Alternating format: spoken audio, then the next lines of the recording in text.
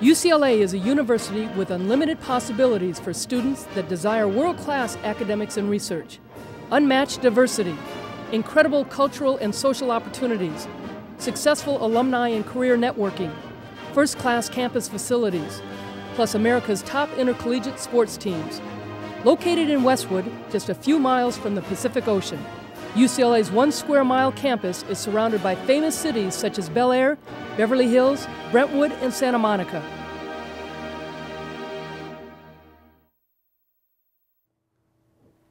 Hi everybody, and welcome to Westwood for UCLA Bruin Talk.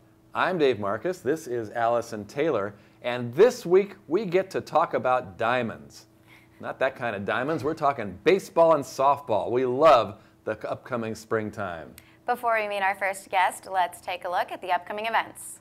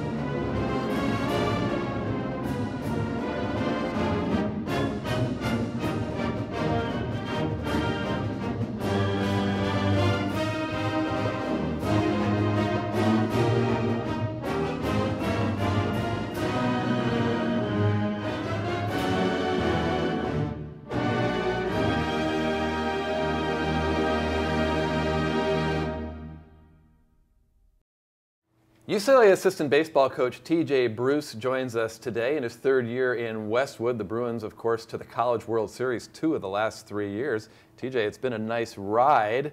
What are the Bruins going to have to do to get back there this year? Nothing, nothing out of the ordinary. I think we just got to stay the course and just follow exactly what we've been doing and stay diligent on our daily work.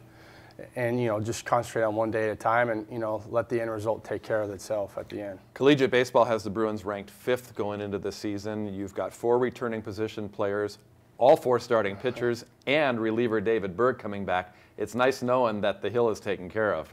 Yeah, it's good. Our pitching staff has been a big strength for us. And we got a wonderful pitching coach and our head coach, Coach Savage. And, like I said, it's nothing, no one needs to do anything spectacular. It's just stay the course and concentrate on your daily work and get better each day, and we'll be fine at the end. It's hard to believe the season is almost here. February 15th, you open a 3-game series against Minnesota at Jackie Robinson Stadium. Forget all the winter workouts. It's got to be great to play those first games. It is, and there's always phases in terms of, going through fall, going through January, going through February. Each phase is like you say, you're always trying to put hay in the barn in each phase. And as the time gets closer to February, kids get a little bit more excited. Coaches are more excited. But like I said, it goes back to, one day at a time, and this is what we're doing today, and let's get better today. But like you said, there's always a different stuff in the air come February, and we're excited. 5 of the other Pac-12 schools are ranked in the top 20 along with the UCLA Bruins. Does any other conference compare to the Pac-12? I feel like it has to be the most competitive. I think there's great conferences. I really do. I mean, you got great teams across California. You got great teams throughout the country. And, we like to think that we're one of the top conferences. But like I said, there's so many good schools and there's so many good players out there. We just try to concentrate on what we need to do and get through it. UCLA baseball is not a secret nationally. People know the Bruins, but this year the Pac-12 network is going to televise 6 UCLA games, gives added exposure to the program. That's got to be a good thing. Excited. It's going to be exciting for recruiting. It's going to be exciting. I think we got 6 games on TV. It's exciting time for the Pac-12 in general, not just UCLA, but the whole Pac-12. And we're looking forward to it. I think the exposure it's going to bring to West Coast baseball is going to be great, and we're excited. You've got a couple of non-conference road trips. There's a Tuesday in Santa Barbara, and then you've got a 3-game series in Waco against Baylor. How important is it for the team to get that experience playing away from home? No doubt. I think you have to be, it's a two-way street. You know, you got to be really good at home and take care of what you have at home and Jackie Robinson, and then you also got to be really good on the road. I think we lost 3 or 4 road games all of last year, which is a commitment to what we've done and what we preach, and it just says a lot about our players. And it's really good to go get battle tested early. But like we always say, anybody can beat anybody any given time, and there's so many good teams, and you know, it's a challenge, but we're excited for it. One of your main responsibilities on the field is working with the infielders. Shortstop Pat Valleca, second baseman Kevin Williams are 2 of the 4 returning position players that you work with on a daily basis. How do you think they fare this year as leaders of this team? You know, they've been really good. This junior class has been great. They have a lot of quiet leadership. They do things right.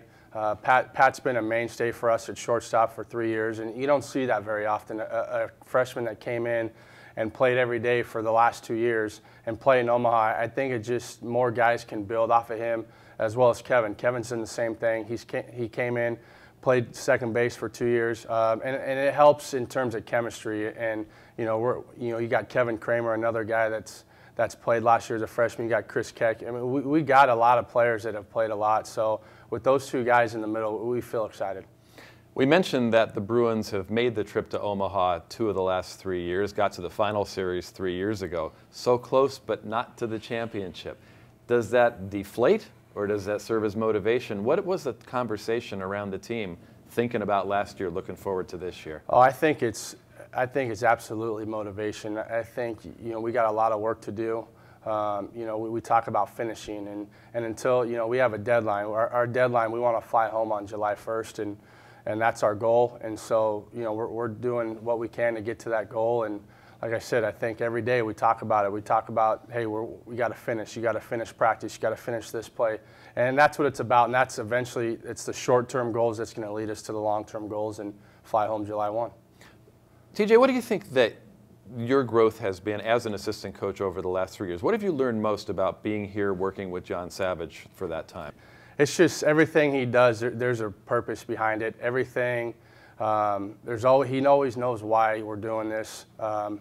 Communication skills are unbelievable. I think that's so valuable in terms of young coaches like myself, and now we're dealing with young players. The communication and the day-to-day goals that we have, as not only as a staff, but that we can get out to our players. I mean, it's been invaluable. He's been great. He's been great for our program and obviously our school. And I can't say enough about what he's done and the leadership that he's provided for UCLA. And he just signed a contract extension. That can't hurt. No, it's great, and he deserves every bit of it. And he's going to be in Westwood for a long time. So we expect nothing but great success in years to come. Shortstop Brandon Crawford helped the San Francisco Giants win the World Series this last year. Garrett Cole, Trevor Bauer, expected to make major impacts on their teams this season. So lots of great talents come through UCLA. What do you attribute the continued success to the team over the years? I think it goes back to Coach Savage. I really do. In terms of the early stages of recruiting, finding out what makes the player tick inside, finding out what you can bring out of them. And so that starts there, and then obviously once they get here, you got to develop them as young men and develop them professionally and send them off in their way. And a lot of it is, then the other side of it is you got to contribute it to their success, the players. Being able to listen, that's a big deal. You want to be able to get better, and then that's it. The nature of baseball is that the best hitter in the world can have an 0 for 5 day. When you're recruiting somebody, maybe you see them on not a good day like that. Does seeing how they handle that play a big part in getting a window on the character of the kid? Yeah, a huge part. It's always easy to evaluate when they're 3 for 3 with 3 home runs or 4 RBIs. That's easy. That's the easy part of our job in terms of evaluating that. But it's always going out and trying to see them when they do fail, because it's like the old stat. It's 3 of 10. It's 30% or 300. You're hitting 300 in the big leagues. You're going to the Hall of Fame, and so we like to go out and see them struggle a little bit, see how they handle it, see how they are with their teammates. I mean, that starts from the time we get to the park early to watch them play catch, and then to the last pitch after we leave. You got to do the best you can to see every aspect of what the individual's doing. Baseball has a perception of being a team game on the field, but everybody kind of scatters their own way when the game ends. But in college baseball, the teams always meet in the outfield usually, to talk about the game right after it's over. That's a unique part of that. What kind of discussions go on in those post-game meetings out there? You know, I think it's the learning process, and it's you know we work with Ken Reviser, the sports psychologist. We always talk about debriefing. You know, we debrief as a staff, and then we go debrief the team. And that's the only way you learn. And it's, you know, baseball is, we're fortunate that we play 4 to 5 times a week. So, you know, Friday can't bleed over to Saturday, Saturday can't bleed into Sunday, whether it's successes or not. So I think it helps debrief that day. And then by the time you walk out of that locker room, we've debriefed it as a staff and as a team, and then we can move on to the next day. And that's exactly what we're doing as a staff, and it's bringing up a lot of positives, a lot of negatives on what we can do to get better and what we need to do to stay on top. So it just helps us kind of release that day and then go into the next day. As a recruiting coordinator, you've helped secure the #2 recruiting class of the freshmen this year. 5 of them were selected in the MLB draft, made the choice to come to college. Do you see any of those guys making an immediate impact on this team this season? I do. You know, all our guys, this recruiting class was really good. Coach Savage did a great job and bringing these guys into campus, and I see them all contributing in a big way. And you know, we always say everybody contributes something every day, and then, you know, throughout the year. So these guys will have an immediate impact, and we're gonna be better for it. And they've done a great job this fall, and so, you know, we look forward to big things in the spring. I just have a question about the College World Series. The Bruins closed out Rosenblatt Stadium, and then you played in the new stadium last year. A pretty nice-looking ballpark on TV. What was it like being there? Unbelievable. I'll tell you what, you learn what you go through in September to get to that, and that's what our players feel, that's what our staff feels, and you just want to be back there so bad, and you can't wait to, you know, the season ends end of June, July 1, and you can't just wait to get started in September, and it's a great feeling, and it's just all the hard work these kids have put in, and they deserve everything. We're talking about ensuring that you guys get back to the College World Series, but baseball season is really long. You guys play a lot of games. How do you maintain the level of intensity and focus and keeping the players healthy throughout the duration of the season? Well, you know, that's always a challenge, because you always feel like you want to do more. Sometimes you got to know when to do less, and then that's the great thing about it's another thing. You know, you talk about learning from Coach Savage and just learning when to pull back, when to put the pedal to the metal. You know, and we always split it up into, you know, we got 4 weeks of non-conference. So, you know, we want to win the non-conference season. Then we want to win the first month of March. And then we want to win, you know, you just got to split it up. And that's how we try to do things to keep our guys motivated every day. Coach, always enjoy talking to you. Best wishes. Baseball's just starting. We love it. And we're looking forward to great things from the Bruins. Thanks for joining us. No problem. Thanks for having me. And we'll be right back with more UCLA Bruin Talk after this brief public service announcement.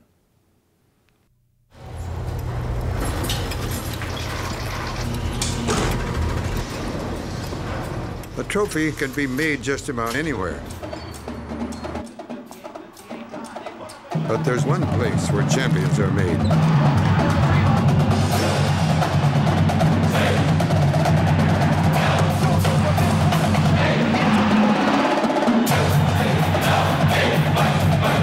UCLA, champions made here. Hi, everybody, and welcome back to Bruin Talk. It is now time to honor our Student Athlete of the Week. This week, we honor Shabazz Muhammad of men's basketball as our Athlete of the Week. Shabazz scored 23 points to lead the Bruins in their victory over Stanford. The game marked UCLA's 7th straight win this season. Shabazz has scored double figures in all the games he's played. Thus far, he leads the team in average points with 19.6 per game. We look forward to continued strong play from the freshman. Congratulations, Shabazz, and good luck with the rest of the season.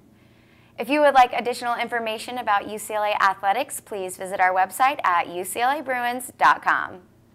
We talked a little earlier about diamonds, and one of the nicest ones you'll see anywhere is at Easton Stadium, home of UCLA softball. Bruins are very excited about the upcoming campaign, and we're very excited to have a couple of members of the team with us.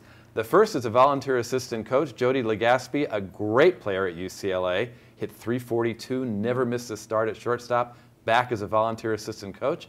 And Jessica Hall, who knows that it really all begins in the circle.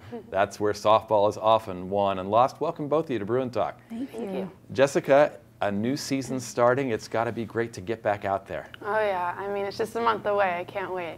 Time couldn't go any faster. I was joking when you came in before we started talking. I said, you ready to pitch every inning of every game? I don't think you want to do that this year. I won't need to, but I mean, I'm willing to if I need to. Jodie, a sparkling career at UCLA. I mean, it's a remarkable string. You started every game that you played here at shortstop. Every game that was on the schedule, you started at short, hit .342 for a career average, and you won an NCAA championship. How does it feel being back on the team in a coaching capacity? I've been really blessed to be able to have the career that I did in the Bruin bubble, and it means a lot more coming back because of the fact that I got to experience life in the uniform, so I'm able to relate to the girls in different aspects on and off the field. The biggest thing that I'm excited about is to be able to continue just our culture and tradition that we've been able to uphold and on the level on the highest stage possible in our sport. This is the perennial powerhouse program. So to be able to come back and to be able to serve and engage with the kids, it's been an amazing, amazing fall for me. And we're excited about the winter quarter so that we can kind of get started with some preseason games. Jessica, Jodie just told us how meaningful it is for her to be back here on the UCLA campus, back at home, if you will. What do you think Jodie will bring to the team this year? It's got to feel good to have someone there that's been in your shoes. She knows exactly what you're going through. It's got to be helpful. Yeah, I mean, she's definitely a big leader on the team. We look up to her knowing she has that experience. And so I think that we can go to her in any situation because she's been through it herself. And watching her when I was younger, just looking up, following in her footsteps, I think it's been a great addition this year. And Jessica, you mentioned watching her when you were younger. I mean, people watch UCLA softball, but now with the Pac-12 network, a lot of games are going to be on TV. A lot more people are going to watch you. How does that feel, knowing that there are future Jessica Halls out there watching you and dreaming of being in your shoes? Oh, well, that's exciting, but I mean, that's half the reason why I chose to come here, just knowing that, you know, I'll be in a place where younger girls from younger generations can look up to me, and just being able to be that leader and being able to serve them, like Jodie said, is just a dream of mine. So. You started 28 times last year, 16 complete games. I'm always astonished when I see pitchers who are not looking like lumberjacks. How do you generate the torque with your body? How do you generate the speeds you have to do to succeed at the college level? I think it's just a combination of everything, just putting it all together, being flexible, and they train us well for our specific needs, and I think that we're well prepared. Jodie, with this season just a little over a month away, as Jessica alluded to earlier, what overarching goals do you and the other members of the coaching staff see for this team? It's really to just get back to the basics of what we're all about in the program. We have our pillars, faith and family comes first, then school, and then ball. We've added just a new dynamic and a new energy with a big freshman class. So there's an excitement rallied around that as well. They're learning standards, they're learning academic standards, they're learning how to really, we have a mantra this year, it's dominance through excellence. Coach Kirk Walker is another great addition that we were able to add this season. And just combining the past and the present together to still continue on what was built previously, and to keep that going has been the biggest goal for us just moving forward. But I think in the big picture, it's just really building strong leaders, female athletes that are going to contribute in society after they get out, after their 4 years here. And if that looks like a national championship, if all the pieces fall into one place and that's able to happen, then that's what it'll be. But our main goal is just how can you make a masterpiece every day, and that's been our focus. Kirk Walker was the head coach at Oregon State for 18 years, comes back to join the staff. Of course, Jessica, you've had a chance to work with Lisa Fernandez and Kelly Inoue Perez, who was a catcher, so you've had a good chance to work on the philosophy of pitching with people who have done it at the highest level.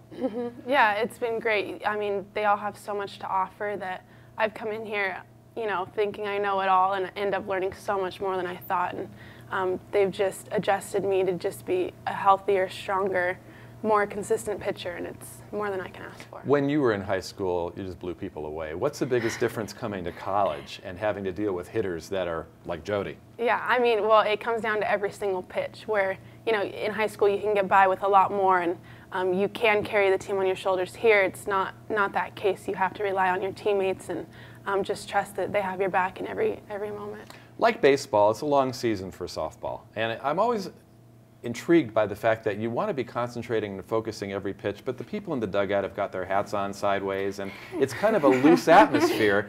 How do you balance that kind of fun that you have to make it through a long season with the need to concentrate during the games? I think that's a big thing, just keeping our spirits alive and just knowing that, you know, the game's about having fun and giving back to the sport.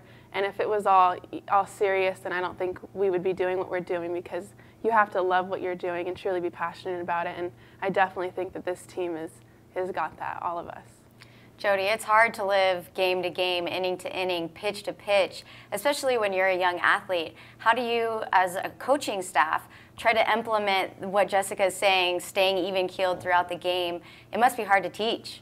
I think for me, in my own personality and across the board for all of us as coaches, we've really come to a point where it gives us great joy to be able to watch the girls perform. And where I get most excited, believe it or not, is actually in practice, because that's my floor to teach. In the games, we really just get to let them go. And if we've done everything right to prepare them in between the white lines Monday through Friday, then Saturday and Sunday I know that they're going to get it done.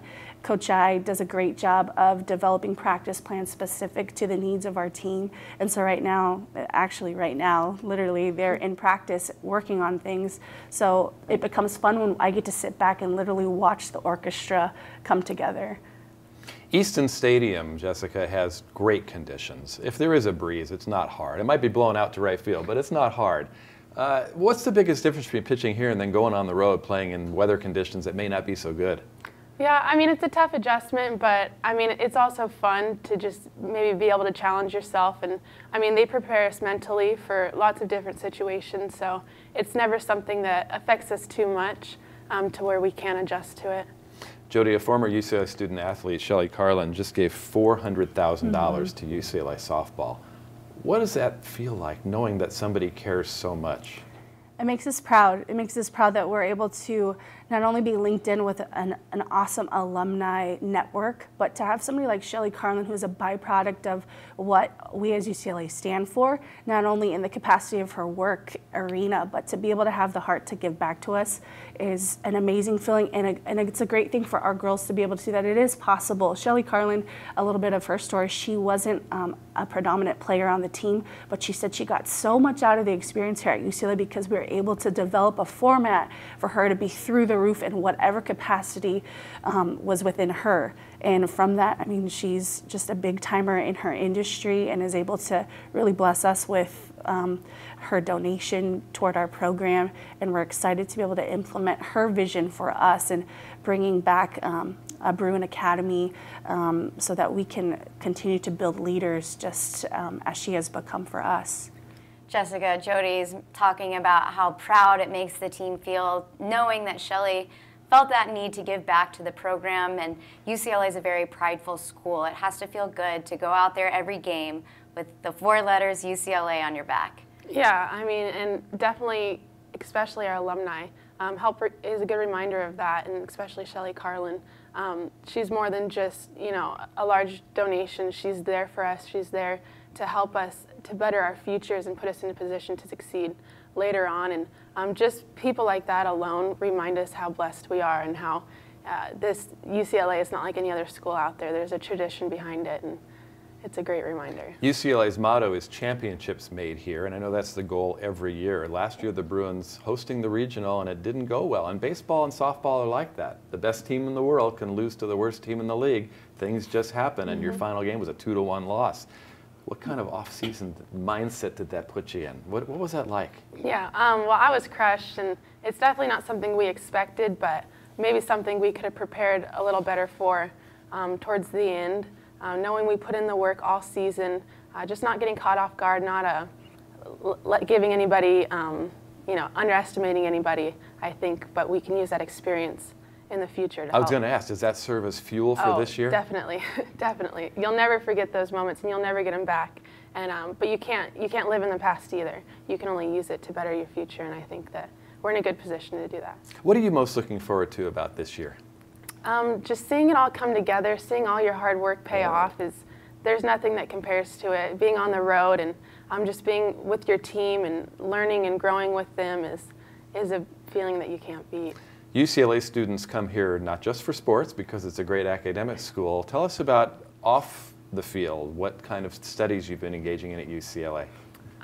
As a history major, I'm loading up on my major requirements right now, but I mean, I enjoy it. I really do enjoy what I'm studying, and I'm just working hard in the classroom. It's definitely motivation on the field. It takes a lot of stress off, knowing that we have a long season ahead of us, and to start preparing now.